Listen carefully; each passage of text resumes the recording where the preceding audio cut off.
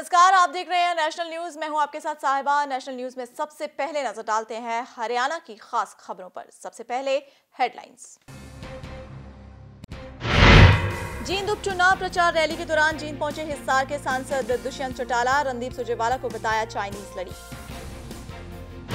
जींद से कांग्रेस उम्मीदवार सुरजेवाला ने कहा कि जींद क्षेत्र से पिछड़ापन का टैग हटाने के लिए मेरा विधायक बनना जरूरी। हरियाणा के सीनियर आईएएस अशोक खेमका फिर घिरे विवादों में। एसीआर रिपोर्ट में खट्टर द्वारा कम मूल्यांकन किए जाने पर पंजाब हरियाणा हाईकोर्ट में दी याचिका। हाईकोर्ट ने हरियाणा सरकार को जारी किया नोटिस। और अब खबरें विस्तार से। हरियाणा से सांसद दुष्यंत चौटाला कल जींद उपचुनाव प्रचार के लिए जींद पहुंचे। इस दौरान पूर्व मंत्री परमानंद के बेटे धर्मपाल तंवर उनकी उपस्थिति में जेजेपी में शामिल हुए। दुष्यंत चौटाला ने इस दौरान प्रेस कॉन्फ्रेंस भी की, जिसमें उन्होंने कांग्रेस और भाजपा पर जमकर निशाना साधा। कांग्रेस पर निशाना साधते हुए दुष्यंत ने कहा कि कांग्रेस प्रत्याशी रणदीप सुरजेवाला तो चाइनीज लड़ी है जो 15 दिन चलेगी और फिर उसके बाद कैथल भाग जाएगी।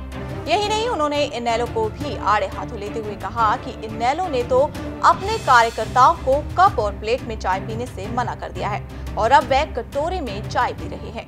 वहीं उन्होंने कहा कि उनका मुकाबला सिर्फ भाजपा से है। जींद से कांग्रेस उम्मीदवार रणदीप सुरजेवाला ने जींद में चुनावी सभा को संबोधित करते हुए कहा है कि जींद क्षेत्र से पिछड़ापन का टैग हटाने के लिए मेरा विधायक बनना जरूरी है, क्योंकि पिछले कई सालों से यहां के विकास को ग्रहण लगा हुआ है और ये क्षेत्र प्रदेश का सबसे पिछड़ा हुआ इलाका माना जाता है और इसी पिछड़ेपन को दूर करने के लिए मुझे 5 साल का समय चाहिए। उन्होंने कहा कि वे जात पात की बात करने वालों से दूर रहकर विकास करने में विश्वास रखते हैं। उन्होंने कहा कि जींद उपचुनाव ना तो मेरा है ना ही कांग्रेस का, बल्कि ये उपचुनाव गरीब की साख बचाने का है और उन ताकतों को धूल चटाने का है जो गरीब के हकों पर डाका डालने का प्रयास करते हैं। मैं एक नौजवान जिसने इस इलाके में जन्म लिया, मैं जिसने यहां के संस्कृति और संस्कार में चलना सीखा, मैं जिसका हाड़ मांस चमड़ी खून जो इन कोशिकाओं में दौड़ता, वो है जो इस पांडु पिंडारा इस जींद जिले की संस्कृति से बना। आज आपको एक ही बात कहने आया, मेरे बुजुर्गों, मेरे साथियों, माताओं, बहनों, अगर अपने इलाके को बदलना है, अगर हमें भी सबसे बेहतरीन इलाका बनना है, अगर हमारे बच्चों के लिए भी रोटी रोजगार के मौके हमें जुटाने, अगर हमें भी तरक्की की धारा के अंदर सरोबार होना है, तो फिर एक ही रास्ता है। आपके इस भाई को मौका दीजिए ताकि हरियाणा की सत्ता, हरियाणा की चौधर में पांडु पिंडारा के तीर्थ के ऊपर आपको लाके खड़ी कर दूंगा। अक्सर विवादों में रहने वाले हरियाणा के सीनियर आईएएस अशोक खेमका एक बार फिर से विवादों में है। इस बार मामला उनकी 2016-17 की वार्षिक प्रदर्शन मूल्यांकन रिपोर्ट यानी एसीआर से जुड़ा है। उनकी इसी मूल्यांकन रिपोर्ट में मुख्यमंत्री मनोहर लाल खट्टर ने उनके अंक घटाते हुए प्रतिकूल टिप्पणी की है, जिसके खिलाफ खेमका ने कैट में अर्जी दी है। लेकिन जब यहां से राहत नहीं मिली तो खेमका ने पंजाब एवं हरियाणा हाईकोर्ट में याचिका दी है। वहीं हाईकोर्ट ने इस संबंध में हरियाणा सरकार को नोटिस जारी किया है। प्रधानमंत्री नरेंद्र मोदी के आह्वान पर पेट्रोलियम वाहनों की बजाय साइकिल के प्रयोग को बढ़ावा देने के अभियान के तहत भिवानी के भीम स्टेडियम में भाजपा सांसद धर्मवीर सिंह ने साइकिल रैली को हरी झंडी दिखाकर रवाना किया। इस साइकिल रैली में जिला भर के स्कूलों से आए सैकड़ों साइकिल चालक, छात्र छात्राओं और आम नागरिकों ने हिस्सा लिया।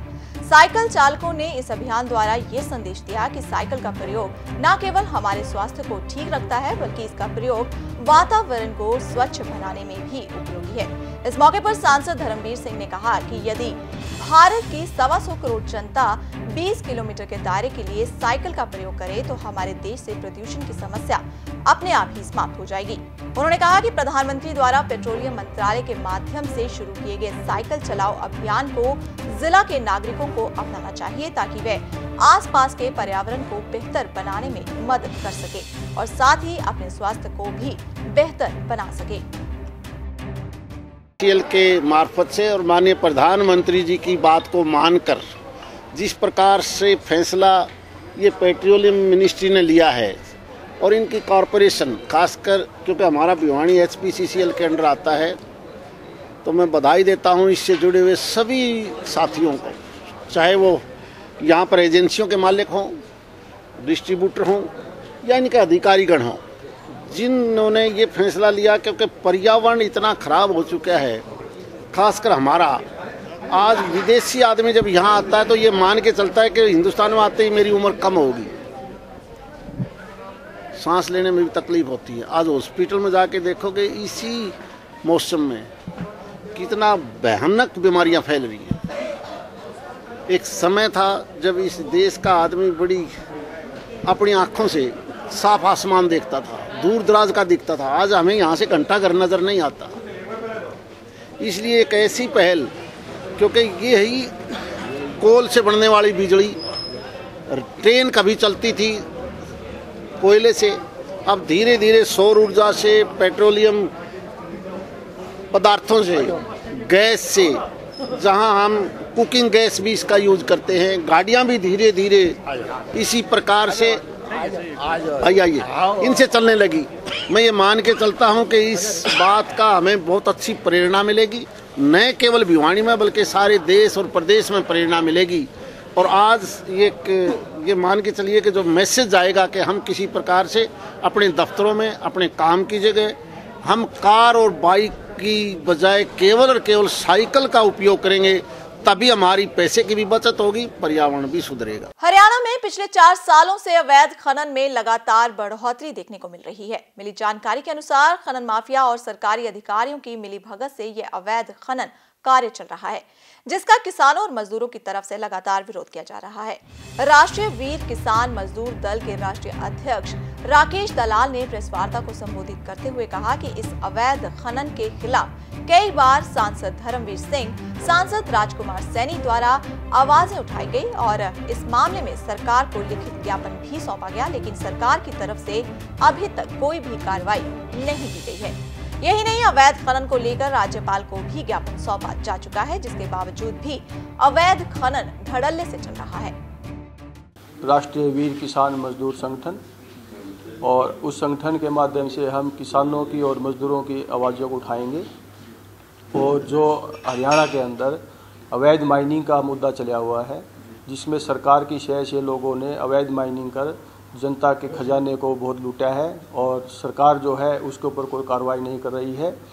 आज गवर्नमेंट जो है, सेंट्रल गवर्नमेंट जो है, अपने विरोधियों के खिलाफ तो कार्रवाई कर रही है, लेकिन सत्ता पक्ष से जुड़े हुए लोग जो अवैध खनन में लगे हुए हैं उनके खिलाफ जांच करने के लिए भी तैयार नहीं है।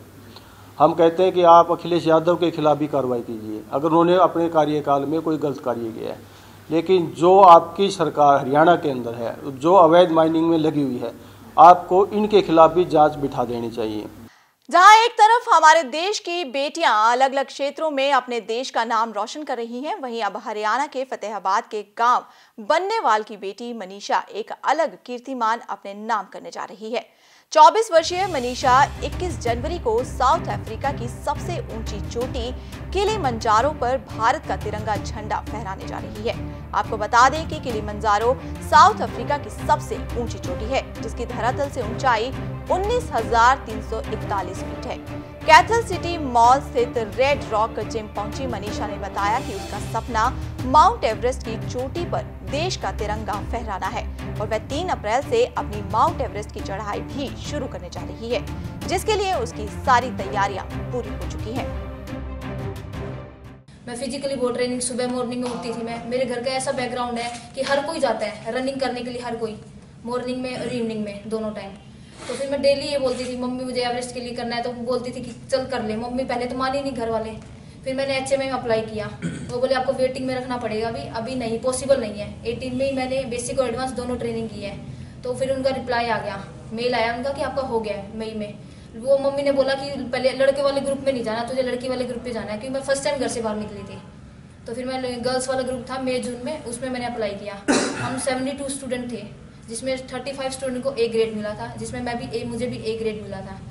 प्लानिंग में है, एवरेस्ट जारी है। अब 3 अप्रैल को इसकी चढ़ाई शुरू होगी। उससे पहले किलिमंजारो 26 जनवरी को आज तक किसी हिंदुस्तान के किसी भी माउंटेन ने किलिमंजारो पे साउथ अफ्रीका पे ध्वज नहीं फहराया। वो प्रेरणा हमें रामलाल जी ने बताया कि ऐसा रिकॉर्ड भी हम लोग बना सकते हैं कि जब बेटी जा ही रही है तो कम से कम वो हिंदुस्तान की बेटी वहाँ से सलाम कर रही है। माननीय प्रधानमंत्री जी को इस चीज़ का संदेश देना चाह रही है कि आप फाइनेंस एक अलग चीज़ है, पैसा किसी के लिए, क्योंकि पैसा पहले प्रूव करना पड़ता है आदमी को, उसके बाद पैसा आता है। जैसे आप लोगों का भी सवाल था कि जी पहले क्यों नहीं करते, पहले करने से मतलब उसके ऊपर सवाल उठने शुरू हो जाते हैं कि जी आपने किया, वो प्रूव नहीं कर पाया, वो प्रूव नहीं कर पाया। बच्चा पहले प्रूव कर दे, ये भी एक अच्छी पॉलिसी मानते हैं हम इसको। चरखी दादरी के गांव सांजरवास में स्थित सेंट्रल बैंक ऑफ इंडिया की ब्रांच के एटीएम में कल देर रात चोरों द्वारा सेंध लगाकर गैस कटर से एटीएम मशीन को काटने की कोशिश की गई।